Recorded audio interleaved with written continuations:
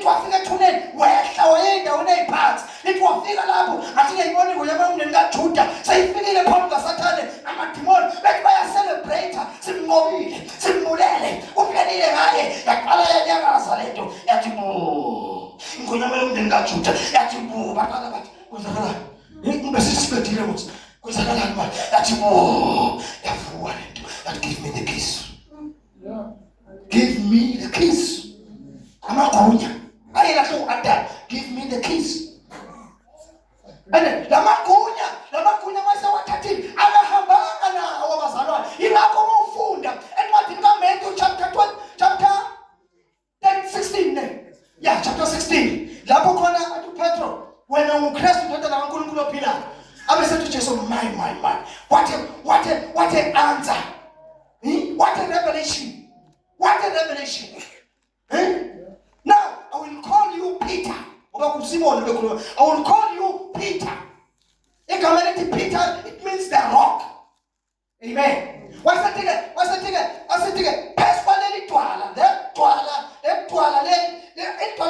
statement, the revelation. I call it a rock. I will build my church upon it. I will build my church. Abeseti, the gates of hell shall not prevail against it. Abeseti, I give you the keys. I give you the keys. Oh, you may wash you with sweet. So remember, come and speak. Say power, man. Now, whatever see what I like,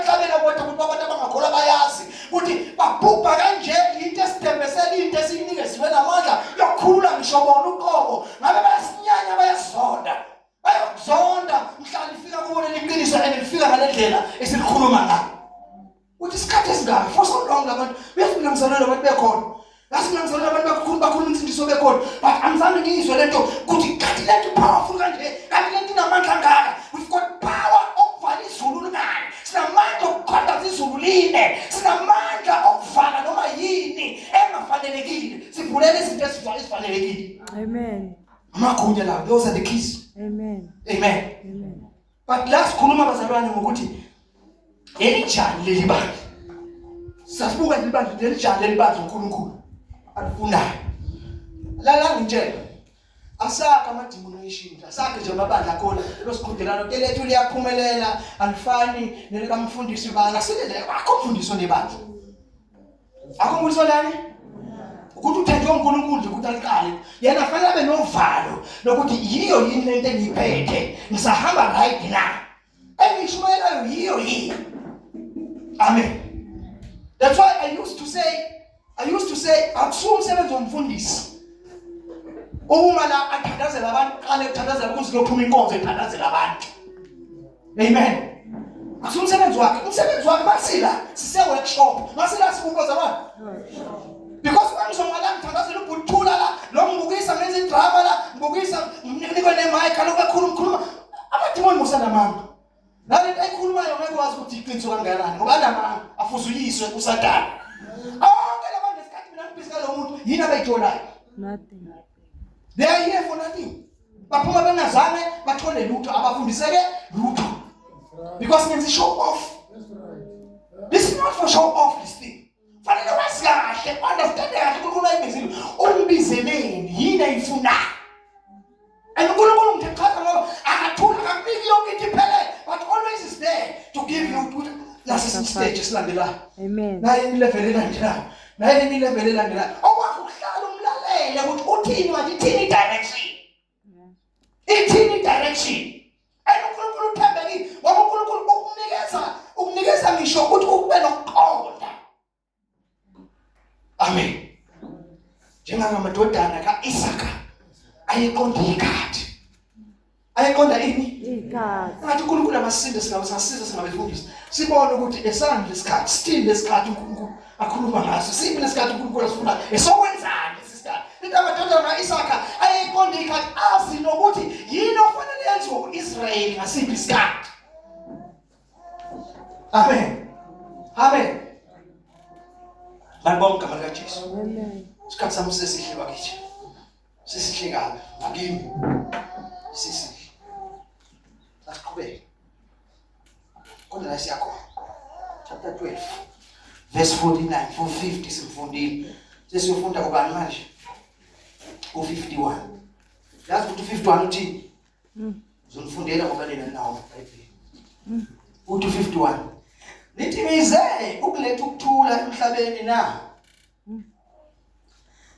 ngithi kini cha kepha kakhulu ukwahlukana letha ini bazalwane uthi lithi letha ukuthula usilalutho iletha ukwahlukana letha ini kwahlukana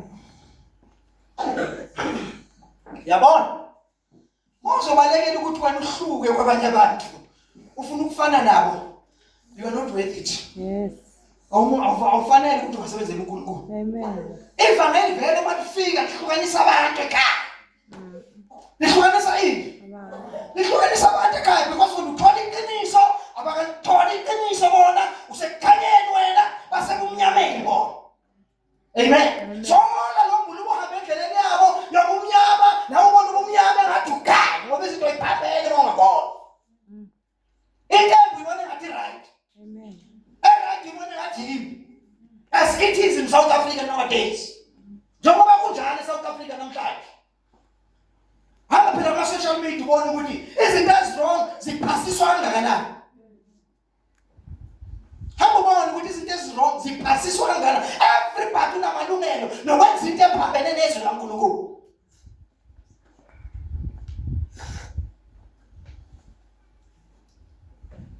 asambe singiyaqeda bekezela amen bathi ngifuna ukuthi ngiyifunde le ake sivumelane izwi kaNkulunkulu le into ebazalwane izwi kabani izwi kaNkulunkulu le ngiyakuzwela wena osathi iBhayibheli leza nabelungu ngoba befuna ukusigqilaza basenze silitshalo iBhayibheli bona bebelitshelo umnotho baphethe umnotho thina siphethe ipolitiki asiphethe lutho angithi basilethele iBhayibheli basinaka bazosinaka iBhayibheli basikhiphe emasikweni ethu basikhiphe ey'ntweni zethu iBhayibheli libhalwa umlungu ukhuluma umuntu ongazi iBhayibheli alibhalwanga umlungu iBhayibheli umoya kaNkulunkulu wayebaprofeti ayekhuluma kubo ukuthi abalobe ukuthini lezo bazalwane wayekhuluma nabo babeloba bengayi-understand lento abayilobayo but they were longing babenedesire ukuthi sifuna ukusibona ukuthi isiphi lesi sikhathi umoya kaNkulunkulu phakathi kwethu akhuluma ngaso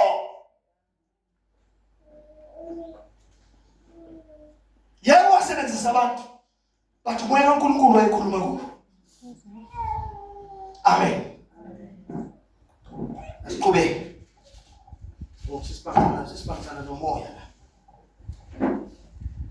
uyangivulela iBhayibheli angathandi khona lithi izwi lenkosi ngithi kini cha kepha kakhulu kwahlukana uthi into engiyilethile kakhulu ngilethe ini bazalwane kwahlukana ukwahlukana abesethi mayiqhubeka kuyakuba khona abayisihlanu endlini inye bahlukane abathathu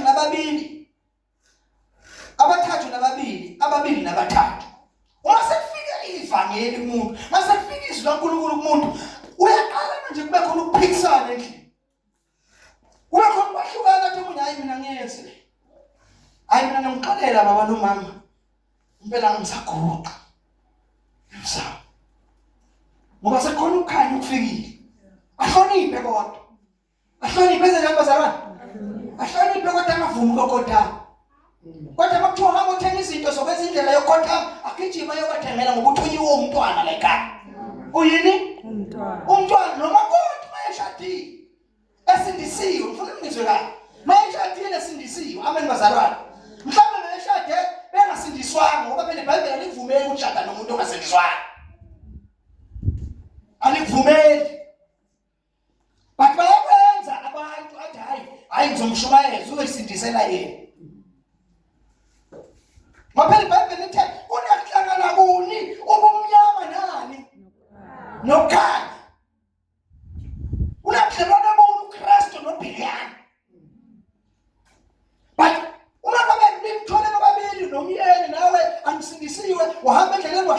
iva lezwi lafika izwi kuwe waze wafika la uthatha vele senishadile mase lifikile izwi uyathoba